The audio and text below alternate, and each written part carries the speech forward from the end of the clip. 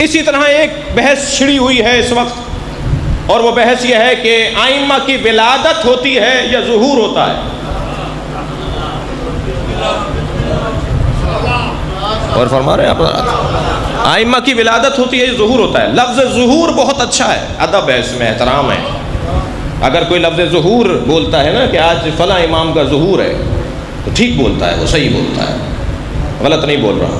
لیکن اگر کوئی لفظ ظہور بولتا ہے یہ کہہ کر کے ولادت مت بولو، ولادت بولنے سے توہین ہوتی ہے، ولادت تو ہماری ہوتی ہے ان کی نہیں ہوتی، تو یہ جاہلانہ باتیں ہیں، یہ کم علمی کی بات ہے۔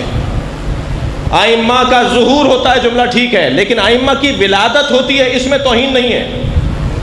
دلیل دوں گا بھائی، کوئی ٹھیکیدار نہ بنے کہ مجھ سے زیادہ عقیدہ کسی اور کا اچھا نہیں ہے۔ جیسے عمل میں ریاکاری ہوتی ہے نا، اور ریاکاری سے عمل باطل ہو جاتا ہے، ایسے ہی عقیدے میں بھی ریاکاری ہوتی ہے۔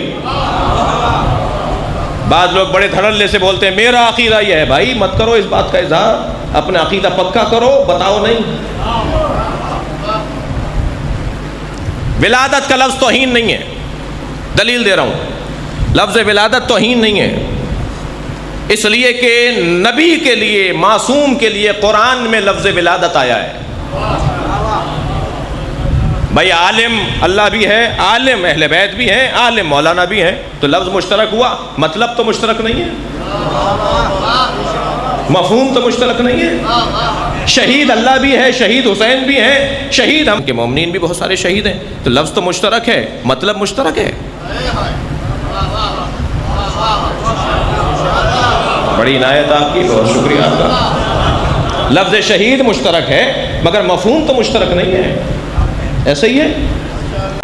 ایسے ہی لفظ ولادت میرے لیے اور آپ کے لیے بھی استعمال ہوتا ہے، حضرت عیسیٰ کے لیے بھی استعمال ہوا، امام مہدی کے لیے بھی استعمال ہوا، مولا علی کے لیے بھی حدیثوں میں لفظ ولادت آیا ہے۔ مولود کعبہ،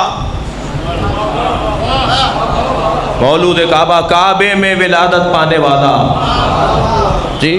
امام حسین کے لیے لفظ ولادت آیا، حضرت عیسیٰ کے لیے قرآن میں لفظ ولادت سورہ مبارکہ مریم کے اندر آیا، السلام علیہ یوم ولدت، سلام ہو میرے روز ولادت پر، یہ قرآن کی آیت ہے۔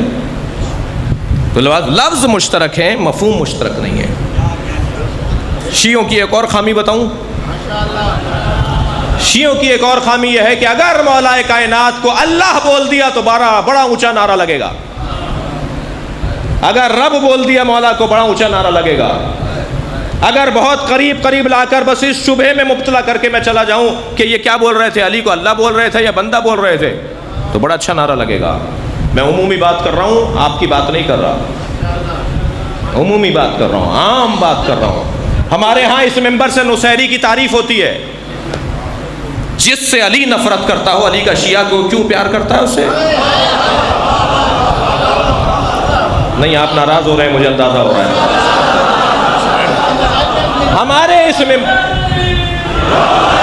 ہمارے اس ممبر سے نصیری کی تعریف ہوتی ہے۔ نصیری کون ہے؟ جو مولا علی کو اللہ بولتا ہے۔ ہمارا شاعر، ہمارا قصیدہ خان، ہمارا خطیب، ہمارا ذاکر نصیری کے بارے میں اچھے الفاظ بولتا ہے اور اس کی دفاع کرتا ہے۔ یہ خطا ہے، یہ غلطی ہے، جی بہت بڑی غلطی ہے۔ ہم سے زیادہ کوئی موحد نہیں ہے،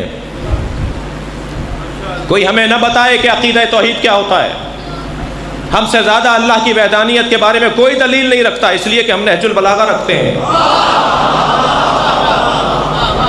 ہم صحیفہ سجادیہ رکھتے ہیں۔